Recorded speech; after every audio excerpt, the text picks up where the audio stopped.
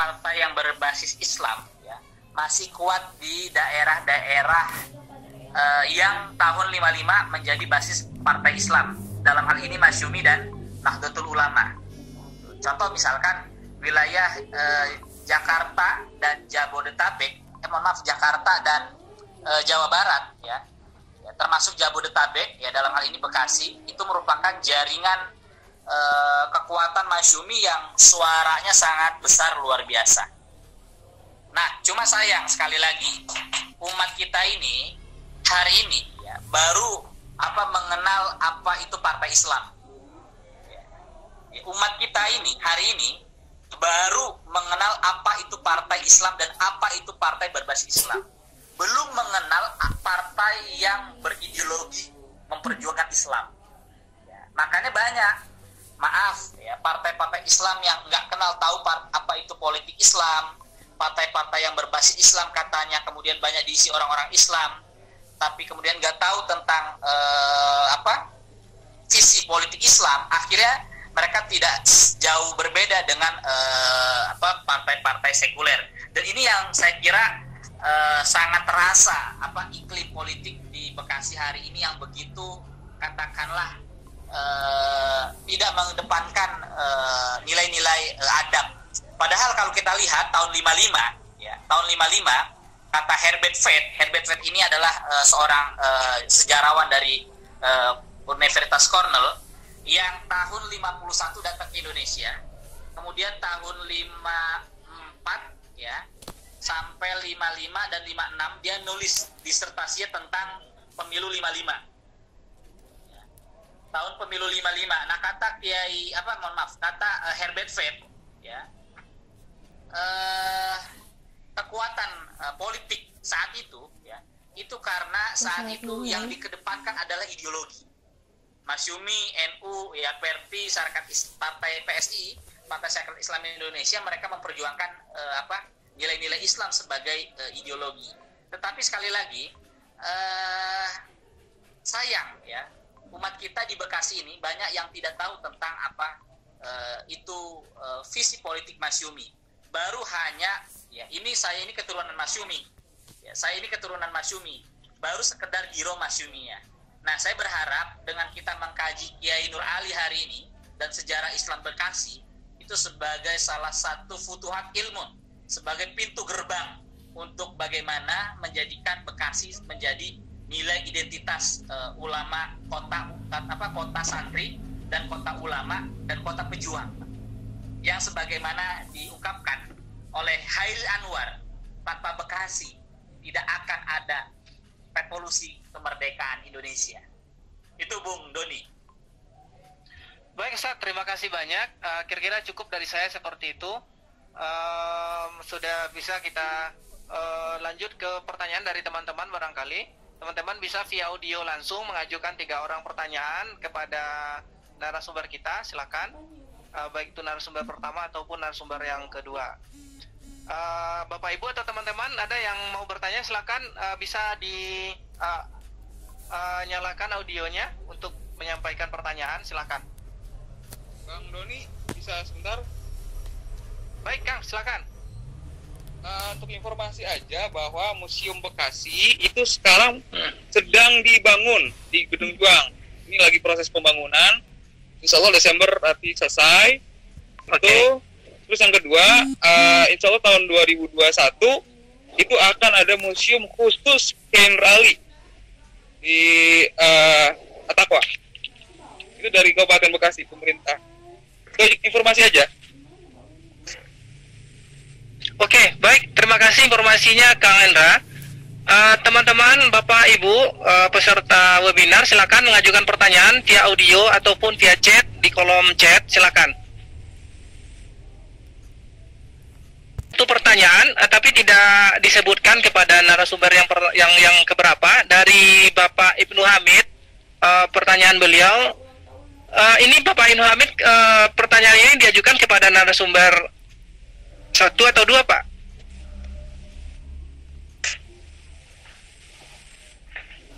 Mungkin bisa Pak Ibnu Hamid, mungkin kita serahkan aja ini ini jawabannya ke narasumber kedua, Ustadz Hadi. Ada pertanyaan dari peserta, Sab. Pertanyaannya dari Bapak Ibnu Hamid. Apakah ada buku atau tulisan tentang peran serta perjuangan para ulama Bekasi, khususnya Kiai Haji Nur Ali, yang masih bisa dibaca barangkali sampai saat ini, Ustaz, gitu? Ya, baik. Makasih. Pertama saya ucapkan pada Bang Endra ya, alhamdulillah bisa silaturahmi. Teman-teman bisa baca bukunya Bang Ali Anwar ya. Ali Anwar ini nulis tentang kemandirian ulama pejuang ya, Kiai Nur Ali. Nah, ini bukunya nih. Dan ini diterbitkan oleh Yayasan At-Taqwa ya. Atau teman-teman bisa membaca ensiklopedia ini Ulama Pejuang Bekasi. Ulama Pejuang ya, dan ini disunting oleh Pak Lukman Hakim ya, editor Pak Lukman Hakim. Dan ini saya kira bagus untuk melacak genealogi dan jejak karya-karya ulama Bekasi. Dan yang paling mudah dan untuk kalangan milenial bisa baca buku ini. Ini tulisannya AM Fatwa. Ini adalah kumpulan makalah para tokoh seperti Bang Ali Anwar, lalu kemudian Muhammad Iskandar ya, Ketua Departemen Sejarah UI, terus masuk Pak AM Fatwa dan para tokoh-tokoh yang lainnya ketika proses penganugerahan pahlawan Kiai Nur Ali ketika diusulkan menjadi pahlawan nasional. Jadi itu 3 buku yang saya kira teman-teman bisa baca, dan buku yang paling rekomendasikan adalah buku yang saya ikut dalam menulis buku itu bersama Pak Lukman Hakim, itu biografi pemikiran Muhammad Natsir. Nah, di situ ada tentang perjuangan Kiai Nur Ali sama sejarah BKSPPI ya. Dan di situ saya ikut menulis di dalam buku itu jejak patriot perjuangan Kiai Soleh Iskandar. Jadi Kiai Soleh Iskandar ini adalah sahabatnya Kiai Nur Ali. Ya, jadi Pak Natsir ini ketika mendirikan Dewan Dakwah Islam Indonesia pada tahun 1967, beliau mengumpulkan para ulama dan berkumpulan para ulama karena beliau yakin ulama adalah kekuatan penopang perjuangan Republik Indonesia. Maka didirikanlah BKSPP, Badan Kerjasama Pondok Pesantren Jawa Barat, yang salah satu salah satu pimpinannya adalah Kiai Nur Ali. Ada Kiai Nur Ali, ada Khair Afandi dari Tasikmalaya, ya, gurunya Kang Tatang yang bikin acara ini. Lalu yang kedua ada Kiai Soleh Iskandar ya, dan Kiai Haji Abdullah Syafi'i. Dan saya ingat dulu waktu Pak Fatwa almarhum sebelum meninggal, saya berkunjung ke rumah beliau dan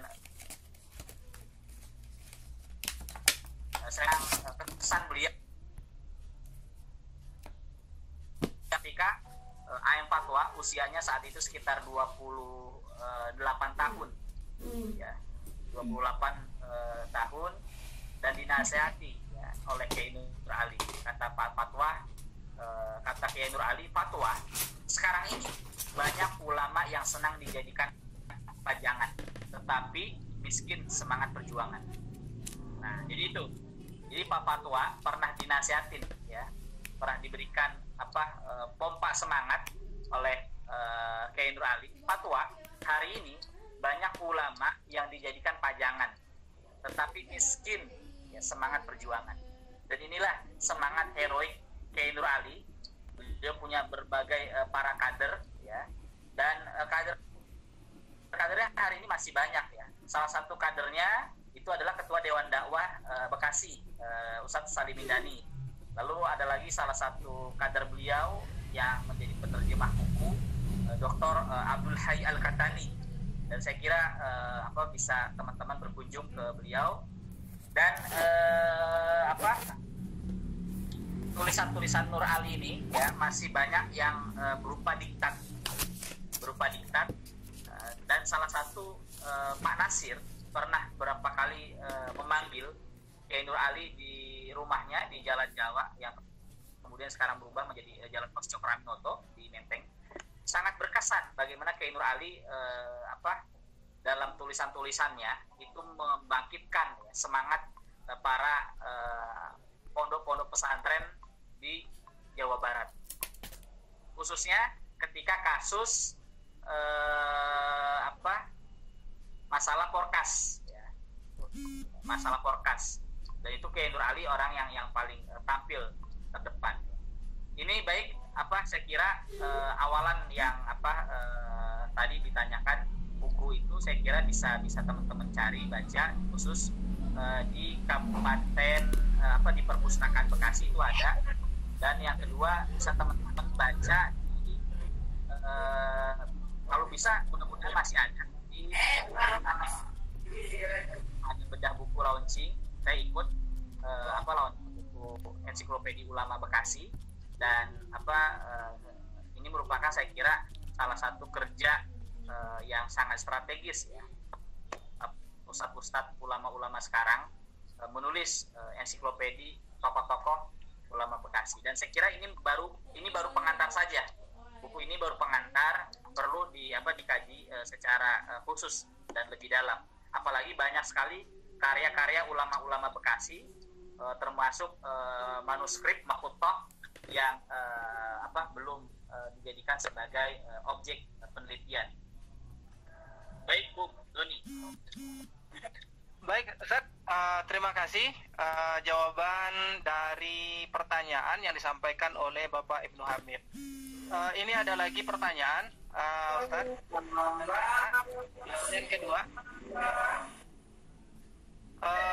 dari Ibu Fitria Rizky Aulia.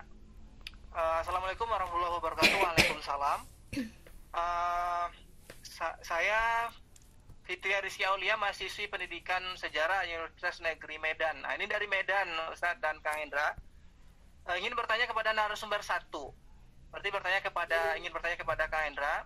Pertanyaannya adalah, berdasarkan hasil seminar masuknya Islam di Indonesia di Kota Medan pada tahun 1963 dan buku Bapak Azumardi Azra bahwa masuknya Islam di Indonesia diperkirakan pada abad ke-7 Masehi, serta ditemukannya batu nisan di Barus di Sumatera Utara ini.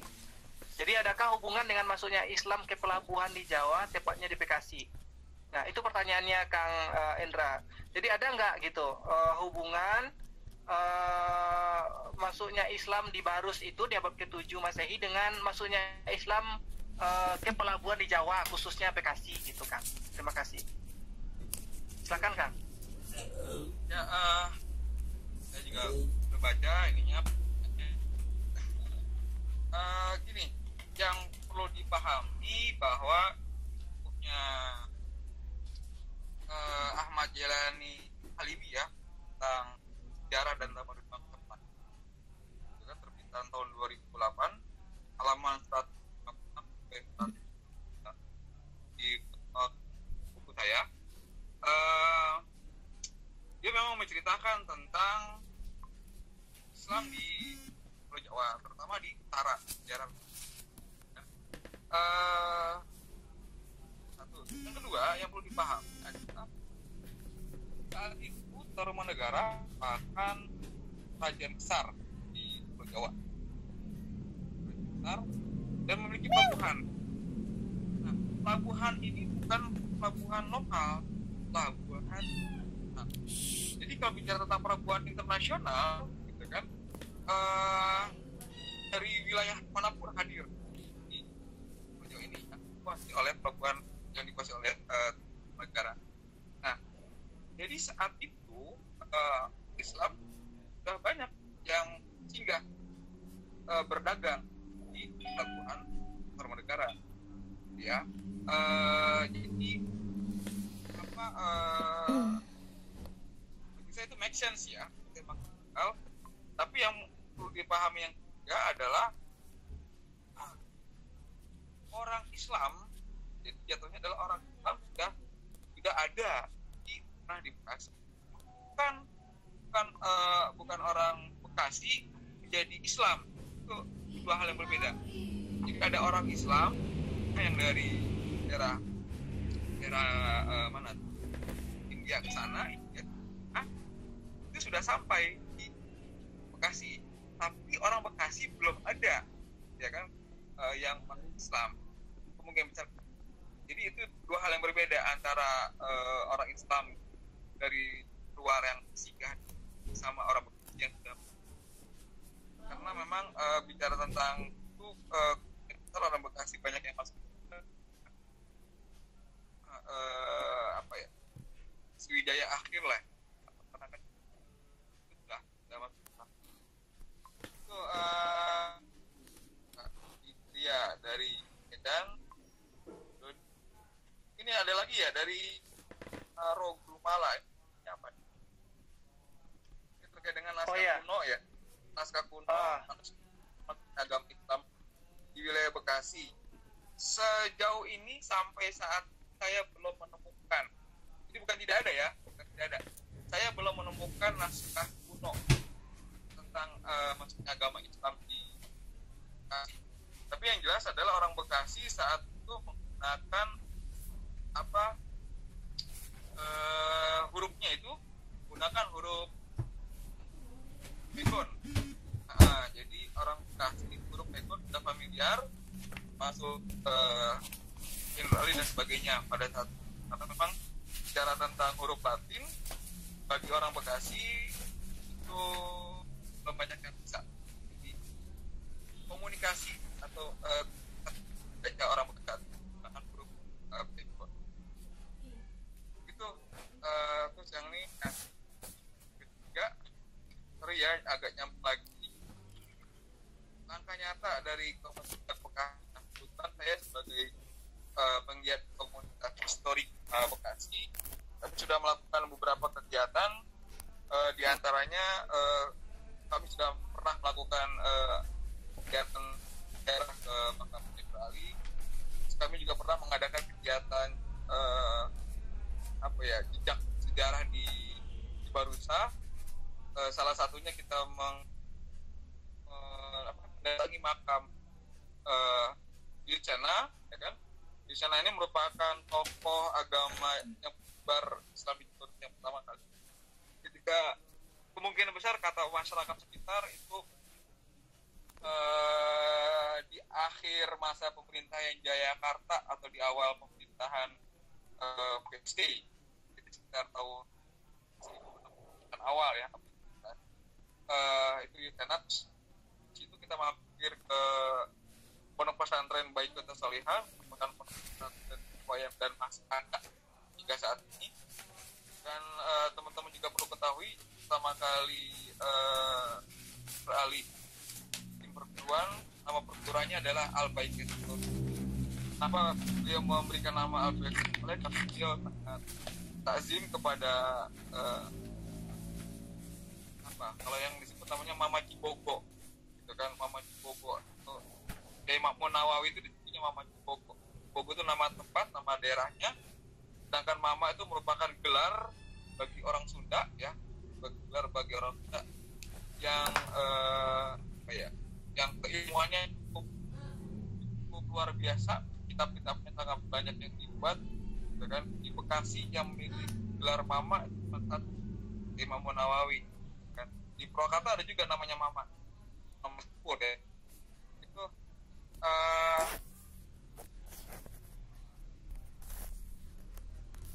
itu kali ya Mas Doni ya dari baik Kang Indra, terima kasih atas jawabannya dari pertanyaan-pertanyaan dari peserta. Mungkin bisa ditambahkan Ustadz Hadi terkait dengan pertanyaan pertama tadi gitu.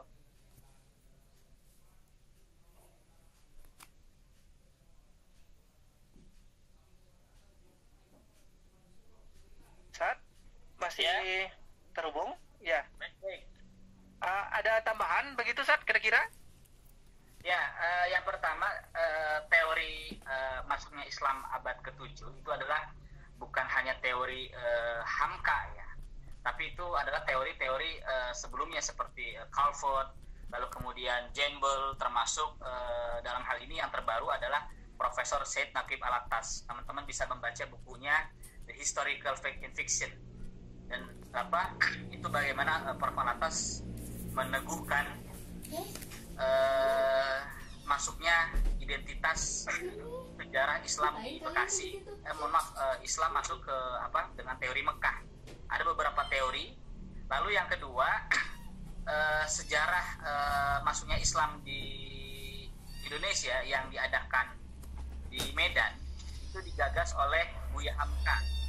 Buya Hamka dan beberapa para sejarawan. Buya Hamka mengadakan seminar. Bahkan sebelumnya Buya Hamka sudah menulis dalam buku berjudul Sejarah Umat Islam, yang sebenarnya buku itu adalah tulisan yang secara diterbitkan secara berkala di panji masyarakat, ya. Termasuk buku dari hati ke hati, lalu dikumpulkan menjadi Sejarah Umat Islam, ya. Bahkan kemudian Buya Hamka sempat mengumpulkan para sejarawan seperti Dr. Taufik Abdullah, lalu kemudian Matsui Suranegara dan sebagainya. Tapi kemudian Buya Hamka keburu meninggal.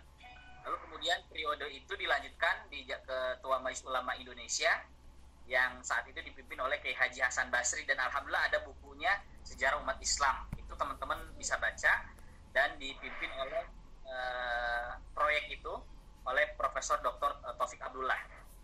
Jadi teman-teman bisa baca itu. Lalu yang kedua, tentang masuknya Islam di Bekasi. Ini tidak bisa dihilangkan dari etnis, ya. Bekasi merupakan etnis Betawi, ya. Lalu pertanyaan kita, mengapa Kiai Nur Ali disebut ulama pejuang dari tanah Betawi, padahal dia lahir dan tinggal di Bekasi, ya. Betawi bukanlah wilayah administrasi pemerintahan, tetapi Betawi adalah nama, ya, suku bangsa dan wilayah yang terkait dengan budaya. Selain itu, wilayah gerakan perjuangannya di masa revolusi kemerdekaan, ya, juga meliputi Klender dan Jatinegara, ya. Dalam hal ini Jakarta Timur, dan murid-muridnya tersebar luas, ya, murid-murid Kiai Nur Ali di tanah Bekasi. Bahkan ketika Jatinegara dijadikan kabupaten, di mana Bekasi termasuk salah satu wilayahnya, Kiai Nur Ali yang semula dijadikan koordinator ternyata menolak, ya, saat menjadi bupati, sehingga dipilih orang lain. Lalu di sini tampak bahwa Kiai Nur Ali memang tidak ingin punya ambisi dalam kekuasaan. Jadi teman-teman bisa baca bukunya Prof. Said Naqib Alatas, Historical Fact in Fiction, ya. Bahkan bisa baca bukunya yang babat-babat Betawi, ya, dan ini sudah diteliti oleh Ridwan Saidi, termasuk oleh Alwi Alatas, ya, tentang sejarah masuknya Islam Betawi, dan itu tidak bisa dipisahkan dari juga berkembangnya Islam di Bekasi.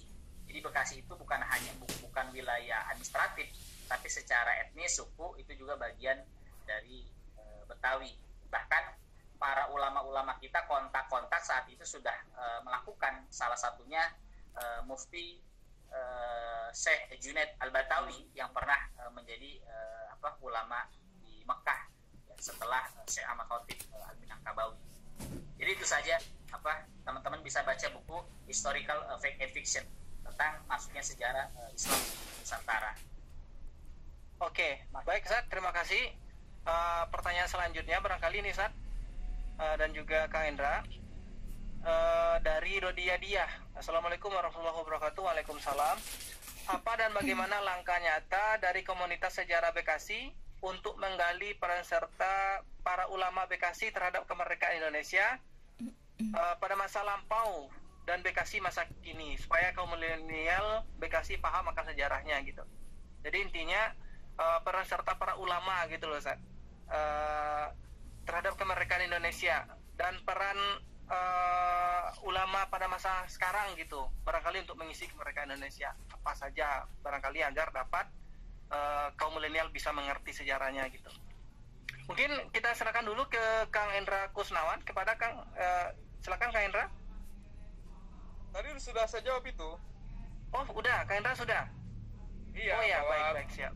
Kita punya organisasi, kebetulan kita juga pernah mengadakan acara jelajah tempat-tempat bersejarah gitu kan. Oke. Wah. Masih ingat nggak saya sampaikan itu? Oh, tadi udah langsung rangkap dari pertanyaan yang di atas ya, Kang ya? Iya. Oh ya, oke, siap. Mungkin dari Ustadz Adi ada yang perlu ditambahkan, Ustadz? Baik, ya saya kira apa yang dilakukan oleh Kang Hendra dengan kawan-kawannya menjadi salah satu cara ampuh ya untuk melawan lupa, dan bagaimana sejarah itu diajarkan dengan cara yang cukup menarik ya. Dengan salah satunya membuat program melancong sejarah, melakukan lawatan sejarah ya. Dan saya kira kerja-kerja kawan-kawan seperti Kang Hendra ini perlu didukung secara penuh oleh stakeholder pemerintah ya, agar komunitas-komunitas ini juga berkembang secara masif di Bekasi dan di wilayah-wilayah lainnya. Contoh misalkan selama ini saya mengadakan acara melancong sejarah ke berbagai tempat destinasi, melancong sejarah ke Sumatera Barat, melancong sejarah Hamka, melancong sejarah pokoknya yang itu tidak bisa dipisahkan dengan nilai-nilai Islam. Jadi saya berharap kawan-kawan ini mempunyai komunitas sejarah ya, sebagai salah satu cara mengajarkan dan menularkan virus sejarah itu kepada anak-anak milenial. Karena kalau baca sejarah itu kan agak bagi orang-orang tertentu agak membosankan. Justru salah satu cara yang ditempuh oleh Kang Hendra dan kawan-kawan termasuk kami ini menjadi salah satu cara alat untuk menjembatani generasi milenial. Orang yang tidak pernah membaca sejarah, orang yang tidak pernah menjadi penghayat sejarah, dan orang yang tidak pernah andil dalam sejarah, maka dia akan menjadi pengkhianat dalam sejarah kehidupan. Baik, terima kasih. Baik, Ustaz, terima kasih. Ini masih ada pertanyaan lagi, Ustaz. Kalau di chat ini masih ada satu pertanyaan lagi.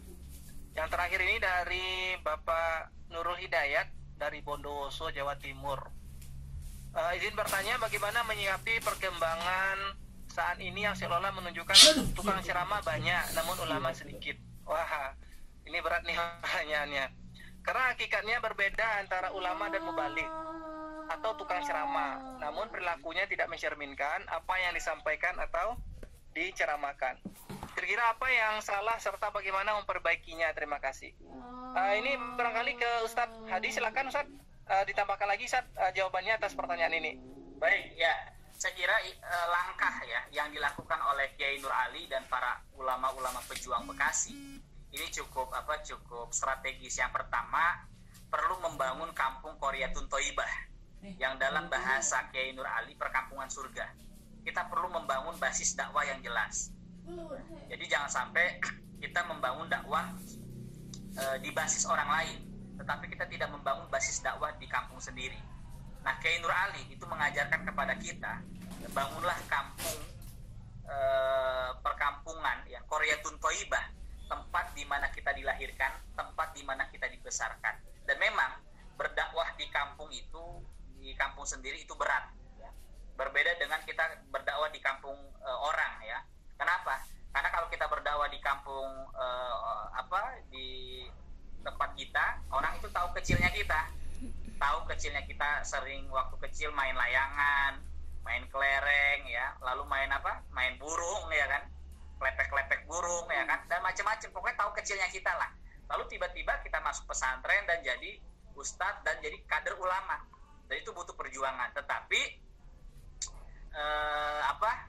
ini merupakan satu keberhasilan dakwah. Makanya Buya Hamengka sangat memuji ya Kiai Nur Ali membangun satu perkampungan surga ya, basis dakwah yang jelas. Dan bahkan dalam sejarahnya At-Taqwa itu saat ini ada 156 ya lembaga pendidikan yang dimiliki oleh sekolah atau madrasah di lingkungan perguruan At-Taqwa ya. Dan dahsyat luar biasa. Ada 156 mulai dari TK, SD, SMP, SMA, lalu Mahat Ali dan perguruan tinggi. Itu yang pertama. Jadi kita harus bangun basis dakwah yang jelas. Lalu yang kedua, perlu ulama-ulama hari ini, saya berharap ya dengan segala hormat saya kepada kiai, kepada ustadz, untuk kembali ke kampung asalnya untuk membangun gerakan dakwah ya. Dalam hal ini pondok.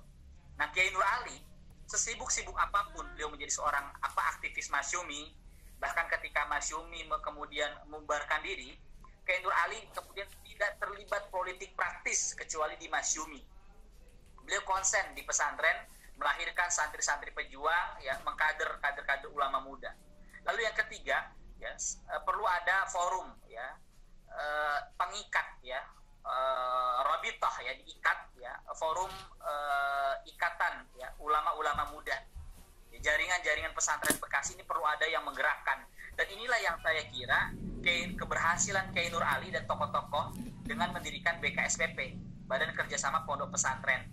Salah satunya adalah dengan cara mengumpulkan jaringan pesantren dan mencetak kader-kader ulama muda, ulama-ulama pejuang, ulama-ulama yang saya kira ulama itu untuk melahirkan ulama itu butuh waktu 35 tahun lebih akhir.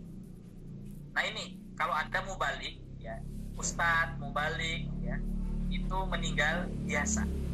Tapi kalau ulama yang meninggal ini luar biasa. Kenapa? Karena kita harus mencetak ulama itu harus 35 tahun lebih akhir. Ya. Dan ulama bukan hanya yang mengerti kitab, ya, tapi ulama yang mengerti tentang pergerakan. Itulah yang Kiai Nur Ali berikan nasihat kepada ayat fatwa. Fatwa hari ini banyak ulama yang dipajang, tapi kemudian banyak tetapi miskin ulama hari ini yang miskin dalam perjuangan. Nah, justru dengan adanya perkumpulan pesantren, Kiai Nur Ali ingin mengajarkan kepada kita agar pesantren itu punya marwah, ya, punya berdiri sendiri, tidak tergantung kepada pihak luar. Ya, jadi Kiai Nur Ali luar biasa. Bahkan teman-teman perlu tahu ketika Kiai Nur Ali bikin pesantren tahun 40-an, usianya sangat muda, 20 tahun, itu tidak dibantu oleh pemerintah. Ya. Bahkan kampung beliau yang sangat katakanlah jauh dari nilai-nilai dakwah keislaman, ya, bahkan disebutnya sebagai ujung Malang. Lalu kemudian beliau bercita-cita dengan penuh, ya, bagaimana mendirikan, ya, ujung harapan, ya. Bagaimana di ujung itu, di perkampungan surga itu mempunyai harapan, dan itulah ujung harapan itu ganti, ya, atas saran kawannya itu Adam Malik, ya, yang kemudian Adam Malik menjadi wakil presiden.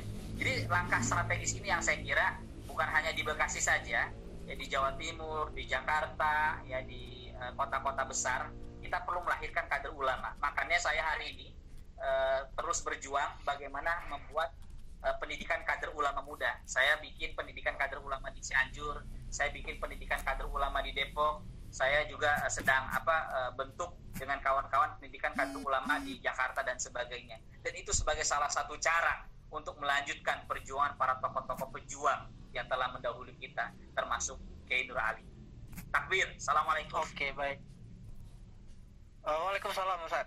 Terima kasih, Ustaz, atas jawabannya. Barangkali ini pertanyaan terakhir di kolom chat. Teman-teman yang masih ingin bertanya, boleh silakan dibuka mute-nya, mengajukan pertanyaan via audio langsung, nggak apa-apa, silakan. Atau masih ada yang melalui kolom chat, silakan juga. Tapi ini juga masih ada poin-poin yang akan kita tanyakan, Ustaz, baik kepada juga kepada Kang Hendra, ya, barangkali. Untuk begini, Ustaz, pertanyaannya. Jejak Islam yang masih bisa, ya. Sebelum ada pertanyaan, saya mau nambahin, ya. Ya, silakan. Silakan, Kang, silakan, mangga, Kang. Silakan. Ya, ini karena yang hadir di sini tidak hanya dari Bekasi, saya ingin menyampaikan beberapa hal tentang Bekasi, ya. Yang perlu diketahui bahwa yang menyebarkan yang mendakwahkan Islam di Bekasi itu tidak hanya Kiai Nur Ali tadi yang disebut sama Ustaz tadi juga banyak ya. Ini saya coba pertegas lagi, coba memperterang lagi bahwa itu ada beberapa wilayah. Kiai Nur Ali itu lebih dikenal dakwahnya itu untuk wilayah utara, daerah utara Bekasi. Jadi daerah Ujung Malang, daerah Tarumajaya, Babelan, pokoknya di wilayah utara itu cukup terkenal. Cabang dari Atakwanya cukup banyak di daerah utara, meskipun ada beberapa di daerah tengah dan selatan. Nah, terus ada lagi di daerah Kaliabang Nangka, itu daerah tengah, itu ada namanya Muhammad Tabrani ya. Muhammad Tabrani punya pesantren An-Nur, itu cukup terkenal di wilayah Kaliabang Nangka, itu wilayah tengah di Kota Bekasi. Itu ada lagi namanya Kiai Haji Muhammad Tambih, itu di wilayah Kranji, itu merupakan sosok yang sangat luar biasa di wilayah Kranji. Terus ada juga di wilayah Tambun. Di wilayah Tambun itu ada Kiai Haji Abu Bakar. Di wilayah Tambun dan sekitarnya, jadi wilayah Tambun itu Kiai Haji Abu Bakar cukup terkenal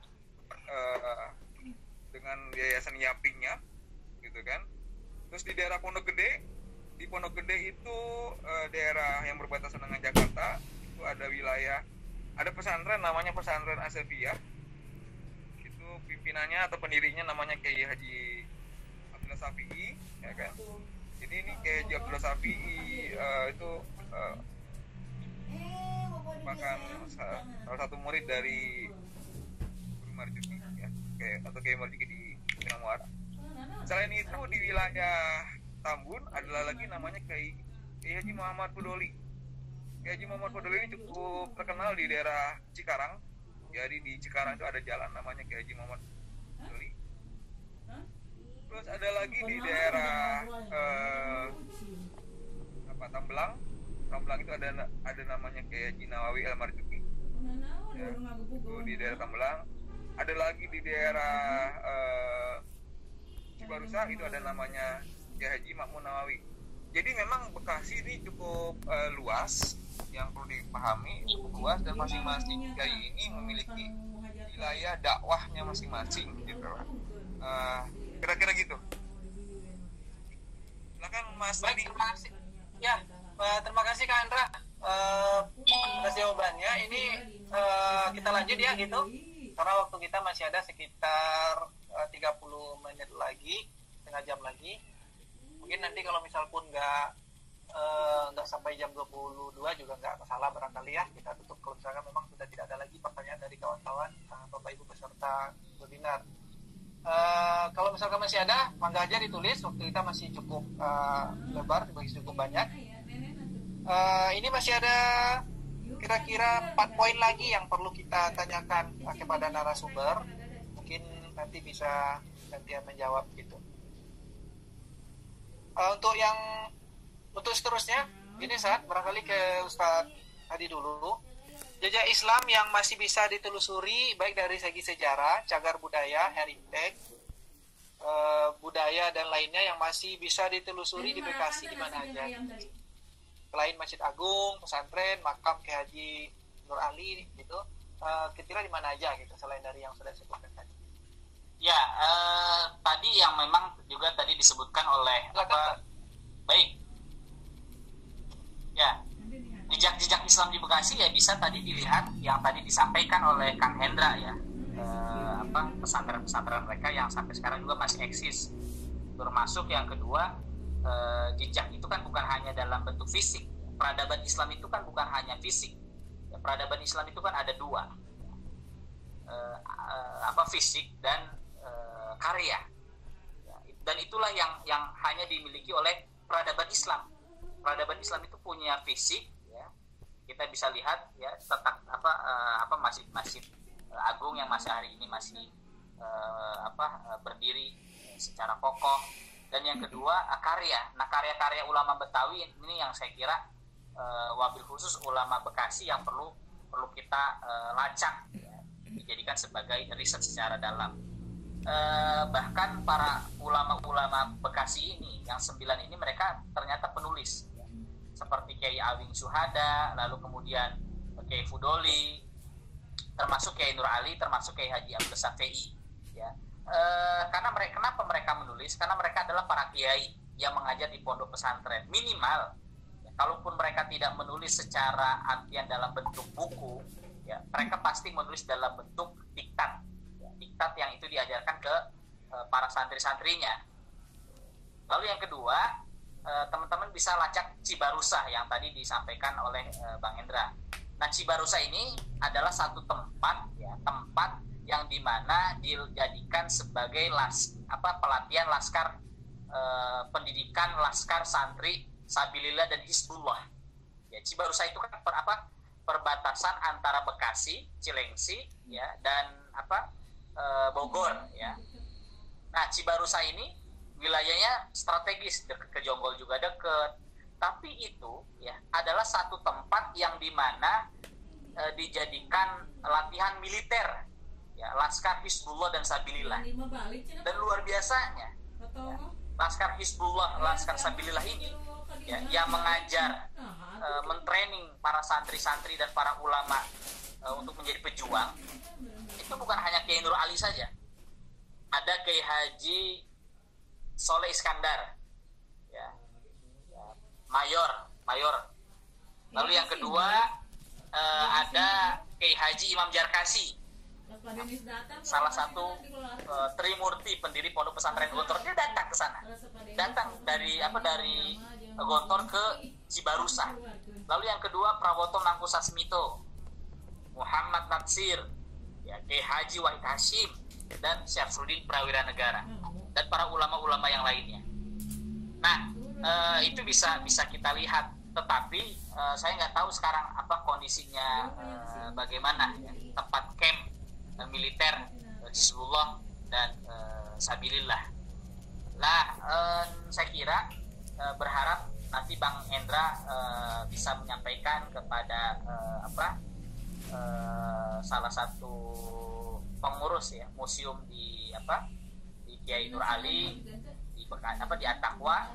Lalu yang kedua museum yang sedang dirintis di Bekasi, ya. Bagaimana karya-karya ulama Betawi, ya, dalam hal ini ulama Bekasi itu perlu ditampilkan, dan teman-teman bisa menonton film Kiai Nur Ali. Itu sudah ada filmnya. Nanti saya bisa share ke moderator atau ke Kang Tatang untuk teman-teman nikmati film Kiai Nur Ali. Itu mungkin Bung Don Jaya. Oke, baik Sat, terima kasih. Luar biasa. Mungkin ada tambahan dari Kang Hendra. Silakan Kang. Ya, tambahan dari saya Maksumi. Tentang koreksi dikit itu lebih tepat ke laskar Hizbullah. Karena laskar Hizbullah itu merupakan laskarnya Maksumi. Jadi belum ada Sabilillah, itu beda gitu yang saya pahami ya. Terus yang berikutnya, kenapa para ulama saat itu pada gabung ke Maksumi? Karena memang saat itu Maksumi cuman satu-satunya, ya, yang perlu dipahami saat itu adalah Maksumi merupakan wadah umat Islam satu-satunya. NU aja gabung di situ, Muhammadiyah semua gabung di situ, ya kan, seluruh umat Islam tuh gabung di situ. Jadi memang pada waktu itu karena cuma satu-satunya, jadi mau nggak mau ya bergabung lah kan. Terus Maksumi punya laskarnya yang disebut dengan Hizbullah. Nah, Hizbullahnya ini latihannya di Cibarusah gitu. Kalau kita baca di internet itu kan latihannya kan 1937 ya. Itu salah ya, itu bukan 1937. Tapi latihannya memang jelang Indonesia Merdeka gitu kan.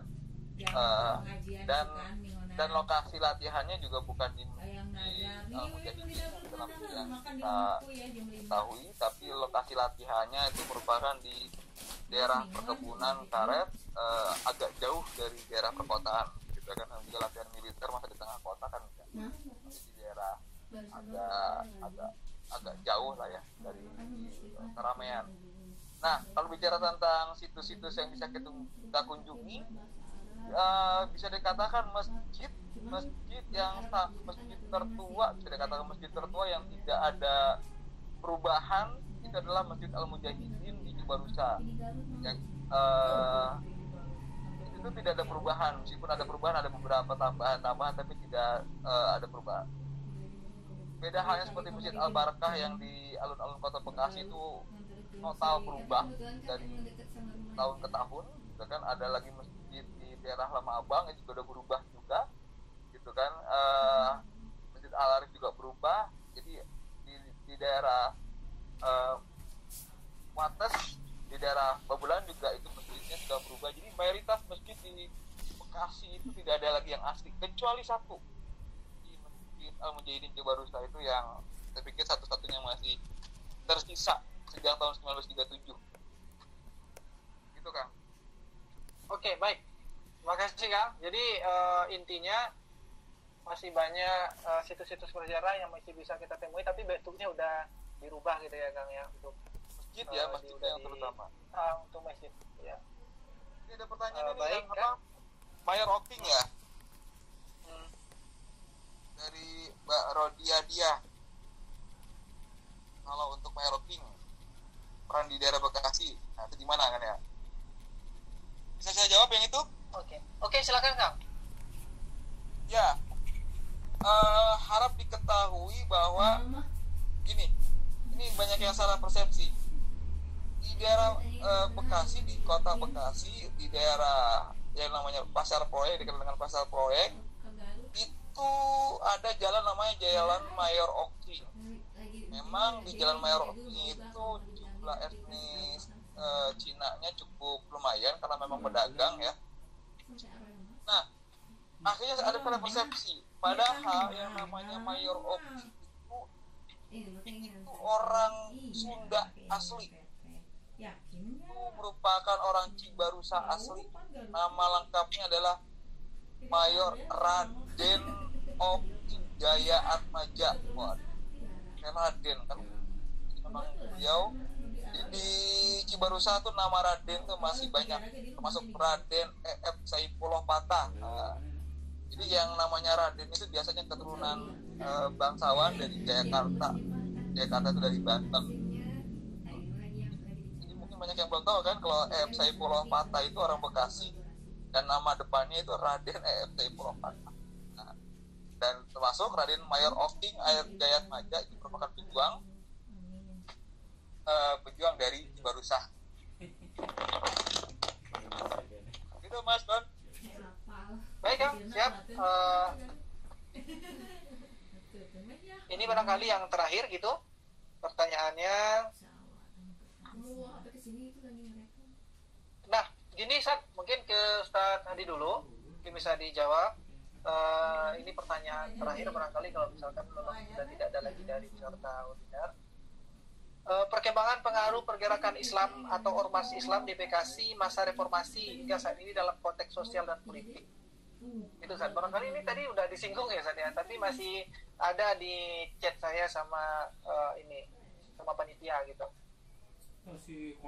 Jadi intinya perkembangan pengaruh pergerakan Islam atau ormas Islam di Bekasi masa reformasi hingga saat ini dalam konteks sosial dan politik gitu Ustaz. Silakan Ustaz. Ya, memang kalau kita lihat para pendakwah ya, para mubalik, para ustadz yang hari ini berdakwah di Jakarta, mengisi majlis-majlis taklim di Jakarta, mengisi masjid-masjid di Jakarta, itu rata-rata lebih banyak adalah ustadz-ustadz yang di Bekasi. Ustadz-ustadz yang di Bekasi. Nah, yang kedua, memang kita berharap ya, justru yang hari ini bukan dengan banyaknya para mubalik ini, tapi kita harus di acara ini harus bagaimana melahirkan para ulama-ulama yang itu menjadi tumpuan ya, para ustadz, para mubalik ya, dalam mencari sumber ya, ilmu Islam yang dalam dan itulah yang saya kira mempelajari ulama-ulama Bekasi. Mereka bukan hanya para pejuang, tetapi mereka juga para ulama, para pendidik sekaligus banyak sekali tulisan-tulisannya. Coba saran saya teman-teman ke ke toko kitab di Empang Bogor, itu ada beberapa karya ulama Bekasi. Mudah-mudahan masih ada. 3 tahun yang lalu saya ke sana, alhamdulillah masih ada karya-karya ulama-ulama Bekasi. Itu dalam tulisan Arab pegon atau huruf Jawi. Lalu yang kedua, teman-teman melihat bagaimana semangat dakwah di Bekasi ya, dan saya kira ini juga tidak bisa dilepaskan ya, dengan kondisi masalah industrialisasi pabrik-pabrik yang hari ini cukup menghegemoni di Bekasi. Nah, dakwah di kalangan para buruh, dakwah di kalangan para buruh itu perlu dijadikan sebagai perhatian kepada para aktivis dakwah di Bekasi. Dan yang ketiga, masyarakat Bekasi masih di bawah kehidupan yang sejahtera, maka perlu ada gerakan dakwah yang secara masif dekat kepada kalangan-kalangan kelas marginal, kelas bawah. Ini yang saya harapkan. Ini para ustadz-ustadz, para mubalik yang sering berdakwah di Bekasi, di Jakarta, bersentuhan dengan masyarakat high class, dengan masyarakat atas, orang-orang kaya. Bagaimana ini menjadi salah satu gerakan dakwah yang strategis membina masyarakat mustadafin, masyarakat duafa di wilayah Bekasi. Amin.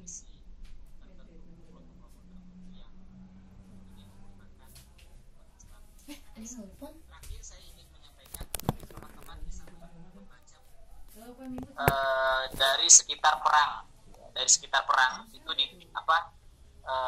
itu ditulis oleh Pak Jenderal Abdul Haris Nasution.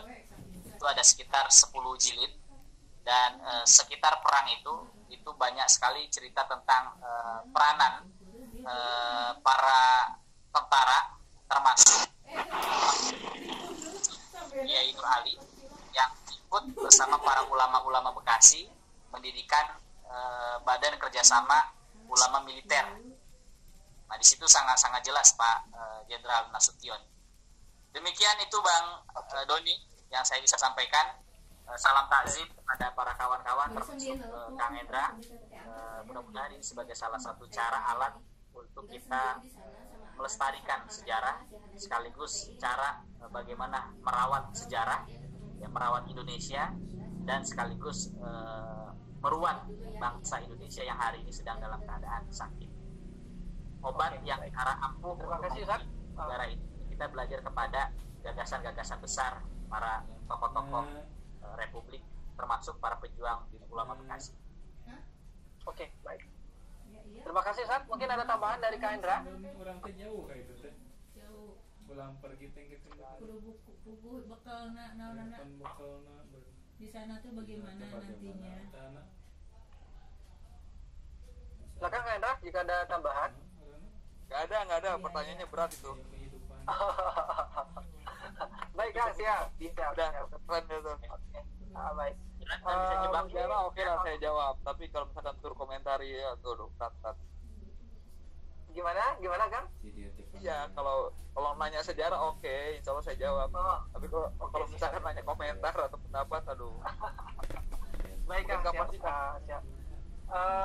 Mungkin sampai di sini teman-teman, Bapak dan Ibu peserta webinar ke-33. Ini sedikit pesan dari panitia. Silakan teman-teman, Bapak dan Ibu ikuti webinar kita yang ke-35 dengan tema Jejak Perjuangan Haji Prawatasari Jampang Manggung tahun 1703 sampai 1707, yaitu perlawanan Tatar Sunda sebelum perang Diponegoro, begitu. Masih di Google Meet, dan ini akan kita laksanakan webinarnya pada tanggal 23 Oktober tahun 2020. Nah, Bapak dan Ibu peserta webinar, jangan lupa nanti untuk menunggu sertifikat dari panitia barangkali. Dan untuk menutup sesi webinar kita kali ini, kita masih boleh kan? Ya. Gimana ya, Masih boleh sedikit ada usulan? Ya, silakan. Ada pertanyaan, Kang? Usulan saja, usulan. Oke, siap. Oke, baik. Assalamualaikum warahmatullahi wabarakatuh. Perkenalkan saya Faizal Arifin. Terima kasih ya tadi para narasumbernya Ustadz Nur Hadi, kemudian Kang Endra, juga panitia yang sudah memfasilitasi ini. Saya saat ini menjadi pengajar di Istiabidatul Ulum, jurusan Sejarah dan Peradaban Islam. Nah, di acara-acara literasi yang dilaksanakan oleh Student Rila Indonesia ini sudah ke belasan kali mungkin saya ikut ya, Kang ya. Dan memang dapat memetakan berbagai sumber-sumber sejarah, kajian-kajian sejarah, di mana yang sebelumnya ini hanya berada di tingkat lokal, nah disosialisasikan dalam tingkat yang nasional. Saya pikir ada yang dari Medan, ada yang dari di Kalimantan ya waktu itu, dan seterusnya gitu. Nah, saya ada usulan, Kang. Ya. Karena tadi ketika mengisi e-sertifikat, saya melihat ada kelas metodologi penelitian. Nah, saya pun ya mohon maaf mungkin secara keilmuannya tidak seberapa ya, tapi alhamdulillah saya sudah lulus di S2 di Sejarah dan Peradaban Islam di UIN Sunan Gunung Jati Bandung.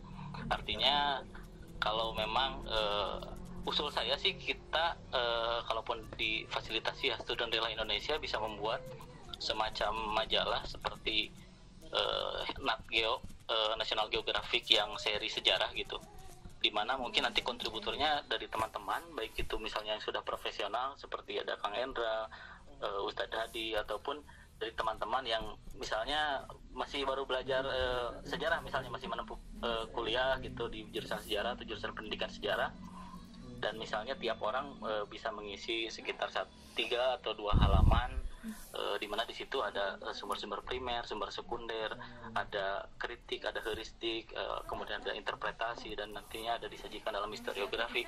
Nah, saya pikir ini bisa untuk kita lakukan, Kang, gitu. Kalaupun memang difasilitasi ya, kan selama ini masih terdikotomi hanya di akun Instagram. Ya sebetulnya sudah terpublikasi sih, tapi saya pikir bisa juga kita mungkin nanti ya sekedar menulis historiografi kecil lah gitu, dimana satu orang itu bisa menulis satu artikel kecil, tapi memang nanti bentuknya seperti majalah National Geographic yang seri history gitu. Insya Allah nanti kalaupun ini saya pengen kontribusi dari teman-teman gitu, kalau memang diizinkan nanti kita bisa bersama-sama belajar metodologi, belajar heuristik, belajar bagaimana kritik internal eksternal, kemudian diinterpretasi, ditafsirkan, dan kemudian nanti bagaimana mempublikasikan melalui bentuk historiografinya seperti itu. Oke. Baik, terima kasih atas waktunya. Oh iya. Baik, Kang Faizal Arifin, luar biasa. Kita tampung dan kita catat, nanti kita sampaikan ke ke pengurus dari Student Rila Indonesia untuk kita tindak lanjuti. Barangkali itu saja untuk webinar kita yang ke-33 ini. Sekali lagi saya ucapkan terima kasih banyak kepada Kang Endra selaku narasumber pertama, dan kemudian pada Pak Hadi narasumber kedua yang telah menyampaikan dan telah sharing ilmunya terkait dengan tema yang kita angkat pada webinar seri ke-33 pada malam ini. Dan juga teristimewa ucapan terima kasih saya sampaikan mewakili dari panitia acara kepada seluruh peserta Bapak dan Ibu, teman-teman yang sudah bergabung. Dan jangan lupa kembali kami sampaikan diikuti terus seri-seri berikutnya dari webinar-webinar Student Rila Indonesia selanjutnya. Sebelum kita tutup, barangkali ini tertinggal Ustadz Hadi dan Kang Endra, untuk closing statementnya pendek aja barangkali. Ustadz Hadi masih terhubung ya?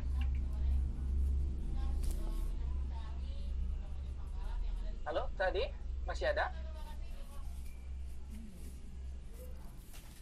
Oke, kemudian barangkali Kang Endra dulu nggak apa-apa. Kang Endra masih tersambung dengan kita? Masih, cuman lagi mikir aja apa ya konsisten. Oke, nggak apa-apa Kang, pendek aja barangkali untuk closing statement penguatan gitu di terakhir ini gitu. Silakan Kang. Ya, yang menarik kalau bicara tentang Islam di Bekasi itu adalah apa ya, bisa dikatakan fanatik ya, bisa dikatakan fanatik. Meskipun orangnya nggak sholat ya kan, masih minum gitu kan, tapi kalau bicara tentang Islam itu mereka paling di depan gitu kan. Kalau bicara tentang membela ulama, mereka paling di depan gitu kan. Jadi memang apa ya, bicara tentang Islam dan Bekasi itu memang sangat luar biasa gitu kan, ada satu kesatuan. Tapi yang menarik lagi adalah kalau bicara tentang toleransi gitu kan, ya teman-teman bisa cek di daerah kampung bawah dan orang Bekasi di sana, toleransinya sangat luar biasa gitu kan. Bekasi adalah kota urban, kota pendatang. Tentang pendatang berarti berbagai macam etnis dan agama juga banyak hadir. Dan kalau diperhatikan sebenarnya orang Bekasi welcome saja, tidak ada masalah.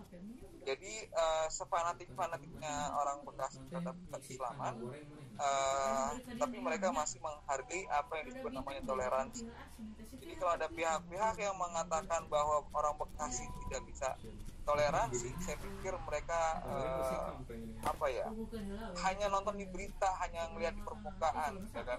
Kalau memang ada aksi-aksi yang menolak dan sebagainya, mungkin bukan asli Bekasi atau tidak, bukan yang mengawali gitu kan. Biasanya yang bikin rusuh, bikin gara-gara biasanya pihak luar yang suka memprovokasi gitu ya. Mungkin untuk closing statement saya, karena di sini tidak hanya orang Bekasi saja yang mendengarkan. Jadi kalau memang teman-teman sekalian melihat di berita-berita di internet, saya pastikan banyak hoaxnya gitu kan, terkait bahwa orang Bekasi itu tidak toleransi gitu ya. Oke, makasih Mas Doni. Oke, baik, terima kasih Kak Hendra. Tapi usaha Adinya kayaknya udah nggak aktif lagi. Barangkali sudah mewakili dari Kak Hendra sebagai narasumber untuk closing statement-nya. Demikian saja barangkali. Tadi sudah terima kasih kepada peserta, sudah terima kasih kepada kembali kepada narasumber. Kembali diingatkan jangan lupa untuk tetap mengikuti webinar-webinar kita di seri-seri selanjutnya. Demikian saja barangkali saya sebagai host untuk webinar kali ini mengucapkan mohon maaf jika terdapat kesalahan dan ucapan gitu. Kebenaran datang dari Allah, kesalahan itu datang dari diri saya sendiri. Terima kasih teman-teman, Bapak dan Ibu, narasumber semua. Terima kasih kepada panitia. Kita tutup. Wassalamualaikum warahmatullahi wabarakatuh.